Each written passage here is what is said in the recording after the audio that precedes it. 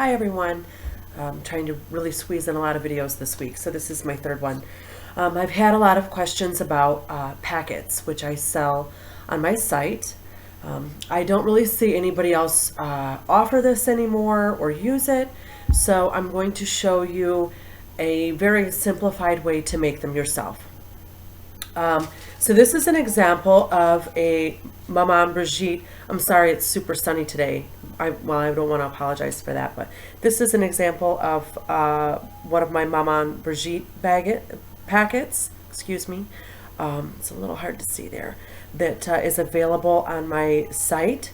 So this is used, obviously using an image off of the that I have saved in my library. I have a lot of images of Veves and other spiritual images saved that I can print off. But I thought about it and I realized not everyone has a printer nowadays.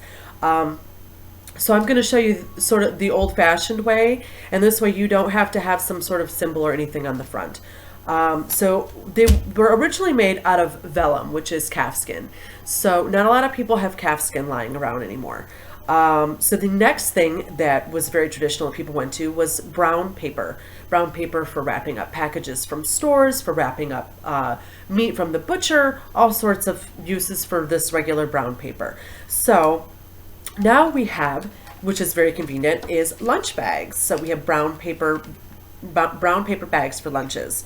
So what I did was, so I cut this from, here's the top of it.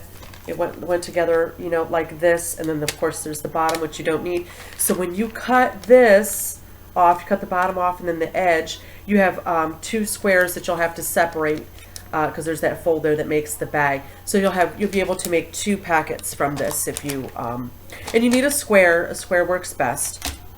So the only thing I can't show you is because I have to hold this up in order to show you how to wrap it and everything, is that to fill the inside. So what you're essentially going to do is you're going to take your brown square and you're going to lay all of your herbs in it. So what I recommend are small, finely milled or dried herbs. I don't recommend large dried flowers such as hibiscus or large roots such as highjohn. You need things that are going to be flat, so when you wrap this up, this is nice and neat and you don't have any gaps, so your gree-gree on the inside is not spilling out and leaking out. So for, say, money, if you're doing this for prosperity, I would use dried basil, dried spearmint, maybe some ground pyrite, fennel seeds, sassafras root. Those are all good choices for prosperity. For love, you might want to use dried rose petals, damiana, patchouli. These are just a few examples. I'm sure that you have your own herbs that you like to work with for these specifications. Most people have their correspondences down that they like to work with. So legal matters, I would use fenugreek, patchouli, galangal root, maybe some guinea pepper. So things like that. Okay, so those are a few examples. Protection, you could use like hyssop, vervain, some angelica root, really, finely cut up angelica root, maybe some iron filings, maybe a small iron nail in there. So, and then you're going to fold your top down and your bottom up over it. So then you have something that looks like this. Okay. So here's the cheater move is, if you're really concerned, some people are not, I'm usually not, but when I make these for other people, I add a non-toxic glue to this part. So, so remember, your herbs are going to be inside here in the center. This is laying flat. When you fold it up, I use a non-toxic glue to seal this up for people who really don't like it coming apart. Some people have a real issue with that. They feel like if the stuff starts to come out in the middle, that it's not going to work or something.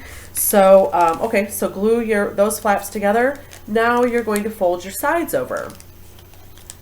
And it's going to make another complete square. You fold this side over. I'm going to try to put it over where my clothes are dark. And I would glue that side. Then you're going to fold your other side over and put some glue there. So like I said, if you're crazy about, you know, not stuff not coming out, so you end up with a small, another small square of paper like this, okay? So now comes the tying part. I prefer embroidery thread or embroidery floss. I use about, I would say at least a 3-foot length of it. I prefer to use this sort of two-tone stuff. I don't know if you can see, but it goes from like light to dark right there. Because once you start tying it, it makes like a really, the pattern, the overlapping pattern and the colors going from light to dark is something that is really sort of, I guess, meditative for me. So I like the pattern that ends up happening. And you want to pick a color that has to do with your situation. In this case, I have purple because I have this out because of my Maman Brigitte packet that I made earlier. You could use pink or red for love, blue for health or communication, yellow for peace or happiness, green for prosperity or fertility, black for protection, white for purification, etc., etc. So start equal lengths on both sides, put it behind the packet, and then you start wrapping it kind of like a Christmas gift. So you wrap it around and then you're gonna cross it and come back around. And you're going to keep doing this.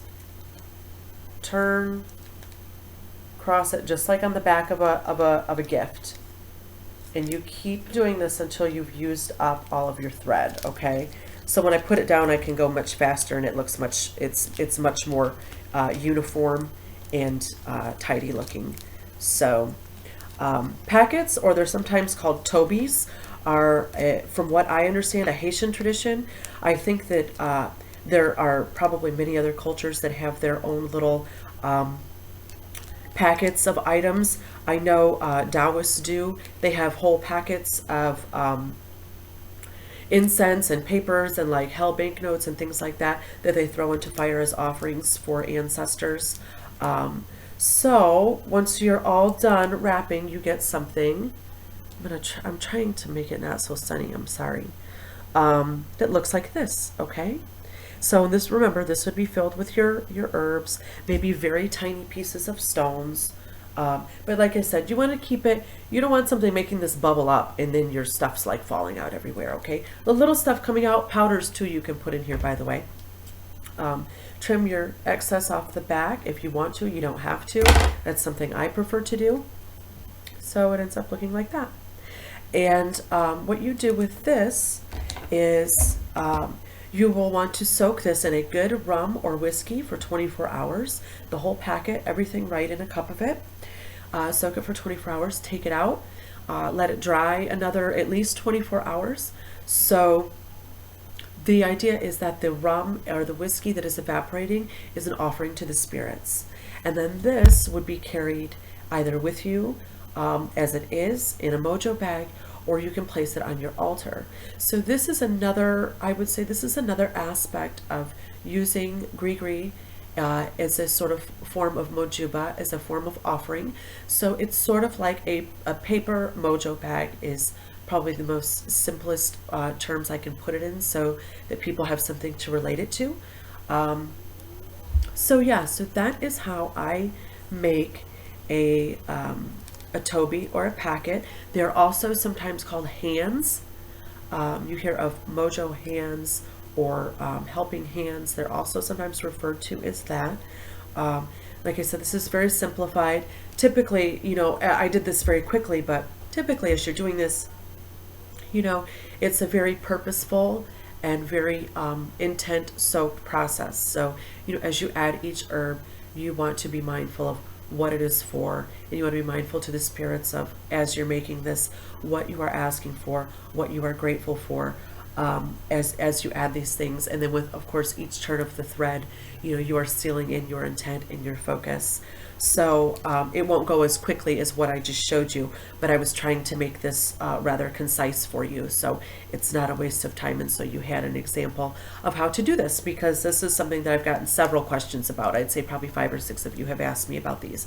So yeah, so once again, there's a couple of little examples of it's so sunny, which is wonderful, but of Paquets or Tobies. And I hope you understand a little bit more about them now, and I hope it's something that you can utilize and involve in your practices. So, like I said, you can make them for any purpose. They're relatively quick. They're very cheap to make. They don't require, a lot of rare or unusual or, obscure items. You can use what you have to make them. After all, the people who were originally making these were just using what they had on hand.